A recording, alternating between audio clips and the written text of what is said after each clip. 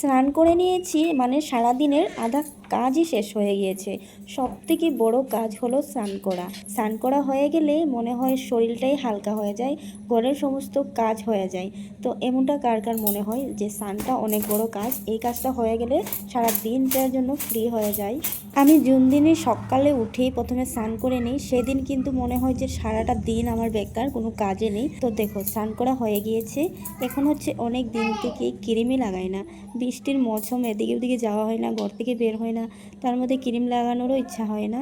আর রাতের বেলা তো সব দিন ফেস ওয়াশ করে আগে ক্রিম লাগাতাম, আর এখন বৃষ্টির সিজনে আমার একদমই মুখ ধুতে ইচ্ছা হয় না রাতের বেলা। আজকের মৌসুমটাও কিন্তু তেমন বৃষ্টি নয়, হালকা একটু সকাল দিকে বৃষ্টি পড়েছিল, আবার ওখানে মোটামুটি ভালোই আছে, না রৌদ্র না বৃষ্টি। এমন দিনটা হলেই কিন্তু ভালো লাগে, না গরম লাগে না ঠান্ডা লাগে, না ঘরে থাকলে অসুবিধা হয় না বাইরে অসুবিধা হয়। যেন তো বেশি বৃষ্টি পড়লে ঘর থেকে বাড়ানো যায় না, আবার বেশি রৌদ্র পড়লেও ঘর থেকে বাড়ানো যায় না। আর এই যে ঘরের রুমটা, একটাই রুম, মনে হয় যেন আমি জেলের ভিতরে ঢুকে গিয়েছি, কোনো কিছুই ভালো লাগে না।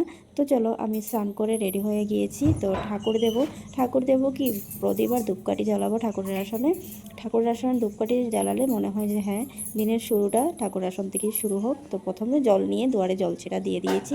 আমরা প্রত্যেকটা বাঙালির একটাই নিয়ম, আর ঘর ঝাড় দিয়ে দুই দুয়ারে সুন্দর করে জল ছিটা দিয়ে দিই। তারপরে হচ্ছে ঠাকুরের আসনে চলে আসি। ঠাকুরের আসনটা সব দিন ধুলোবালি না পড়লেও আমি কিন্তু মুছি, আর না মুছলে যেন ভালো লাগে না, তাই ঠাকুরের ফটোগুলো মুছে নিয়েছি।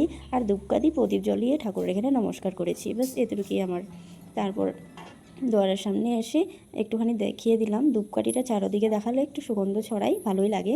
তো যতক্ষণ ঘরে ধূপকাঠিটা জ্বালানো হয় না, ঘরটা যেন কেমনই হয়ে যায়। তারপর ঠাকুর দেওয়ার পর স্নান করে যে কাপড়গুলো বাথরুমে রেখেছিলাম সেইগুলো নিয়ে চলে আসি। দেখতেই পারছো, না বৃষ্টি আছে না রৌদ্র আছে, দিনটা যেন কেমন হয়ে আছে, এলোমেলো, বুঝতে পারছি না, না বৃষ্টি আসবে না রৌদ্র উঠবে। চলো, ভাতের থালা রেডি হয়ে গিয়েছে। আজকে করলা সিদ্ধ, সঙ্গে সর্ষের তেল নিয়েছি, আর মাছ ভাজি, কুমড়ো ভাজি, পেঁয়াজ, তারপরে লঙ্কা, সবগুলো মিক্স করে ভাজি, আর গরম গরম ভাত। তো এটাই খাবো।